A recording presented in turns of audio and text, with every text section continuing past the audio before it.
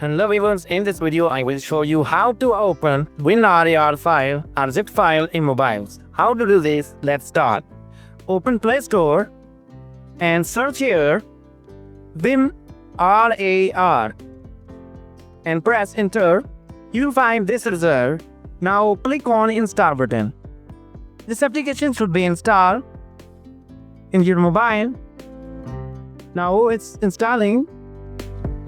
Now open this application and allow the permissions. Now find your desired file that you want to open.